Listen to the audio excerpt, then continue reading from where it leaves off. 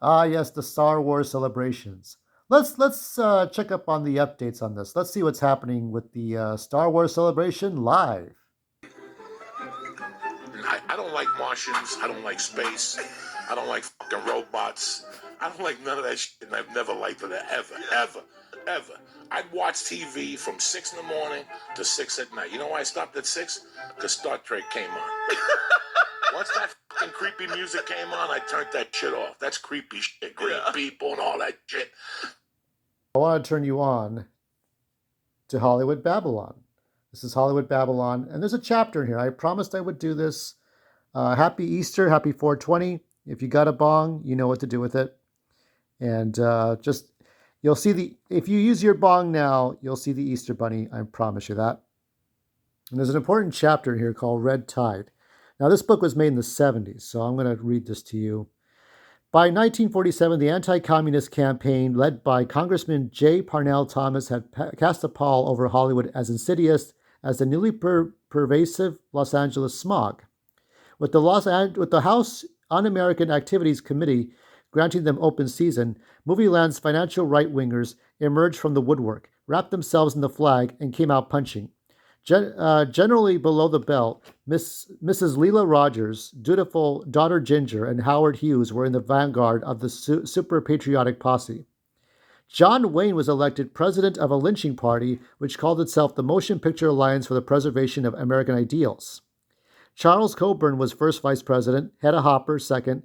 In 1947, Hedda spent her entire vacation traveling across the United States by car addressing women's clubs, urging them to boycott films which featured communist actors. Director Leo McCarey and actor Ward Bond were charter members of the alliance. Paul Lucas, Robert Taylor, George Murphy, and Adolphe Menjou were among those most eager to denounce all the Reds, alleged to be hiding under Beverly Hills beds. Menjou feared that a communist takeover of the country was imminent. He declared that he was moving to Texas because the Texans will shoot all communists on sight.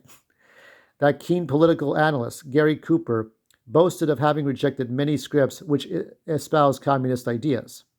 Aghast at these proceedings, a contingent of celebrities of another ilk chartered a plane and flew to Washington to protest these invasions of citizens' rights of privacy and their beliefs. On the plane were Bogart, Bacall, Gene Kelly, June Havoc, John Huston, and Danny Kaye.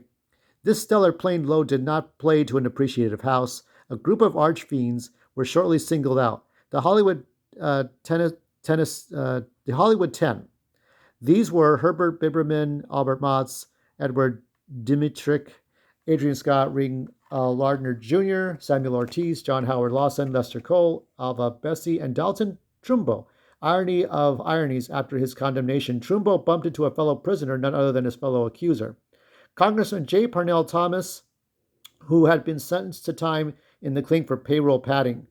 Allies of the Ten were preferred self-imposed exile to the ignominy, new word for me, of the situation at home were the talented directors Jules Daston, John Barry, and Joe Losey, who continued their careers in Europe.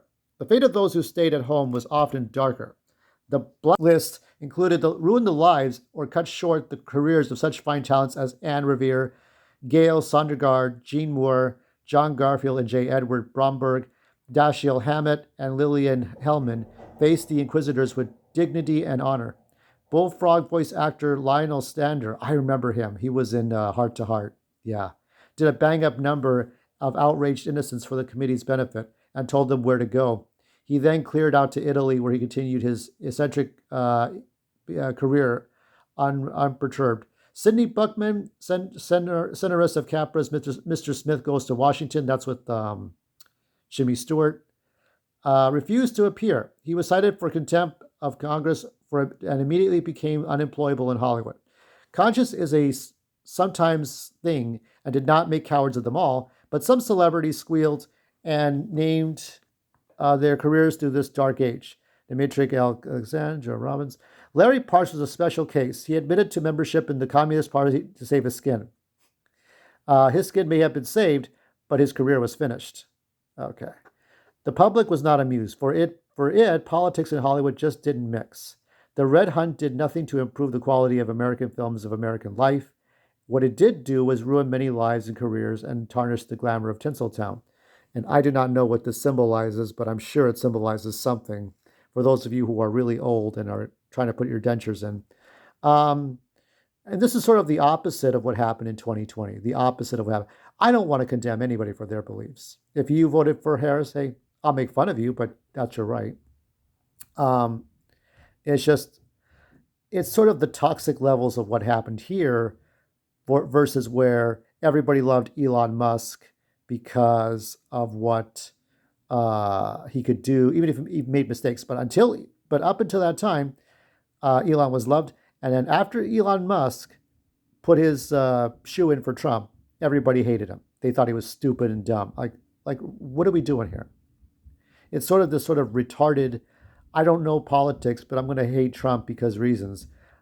The three things you have to ask yourself when you are looking at this or something is the thing that they're telling you, is it true?